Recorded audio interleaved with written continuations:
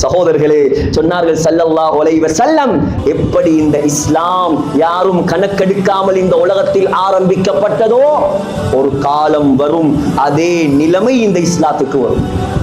முஸ்லிம்கள் வாழ்வார்கள், முஸ்லிம்கள் இருப்பார்கள், கலிமா சொன்னவர்கள் இருப்பார்கள், ஆனால் அவர்களுடைய வாழ்க்கையில் இஸ்லாம் இருக்காது.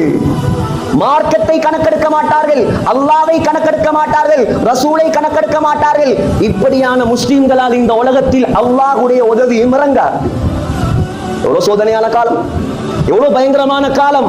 இந்த காலத்தில் சகோதரர்களே, சொன்னார்கள் ஸல்லல்லாஹு அலைஹி வஸல்லம், ஃபதூபா லில் குரபா, குரபாக்களுக்கு அல்லாஹ்வுடைய அருள் உண்டாகட்டும், குரபாக்களுக்கு அல்லாஹ்வுடைய சுபசோபனம் உண்டாகட்டும்.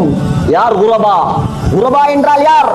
அல்லதீன யுஸ்லிஹூன மா அஃஸதன் நாஸ், யாரெல்லாம் இஸ்லாத்தை குழி தோண்டி புதைத்தார்களோ, யாரெல்லாம் சுன்னத்துகளை நாசமாக்கினார்களோ, அந்த சுன்னத்துகளை எல்லாம் யார் ஹயாத்தாக்குவார்களோ, அல்லாஹ் தான் முக்கியம், ரசூல் தான் முக்கியம், இஸ்லாம் தான் முக்கியம் என்று இந்த உலகத்தில் யார் வாழ்வார்களோ இவர்கள் தான் குரபாக்கள்.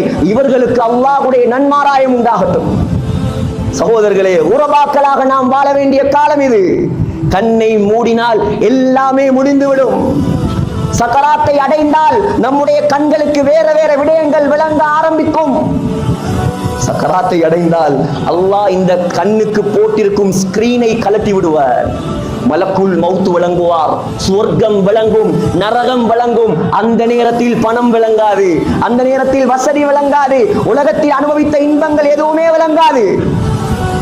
உலகம் முடியக்கூடியது, அழியக்கூடியது. சகோதரர்களே, நாம் அல்லாஹ்வுக்குரிய மக்கள், ஆகிரத்தை பயப்பட வேண்டிய மக்கள். இந்த காலம் ஒரு கட்டம் ஈமானுக்கு சோதனை, அடுத்த கட்டம் உலகத்தில் வாழும் போது பூகோள ரீதியான பிரச்சனை.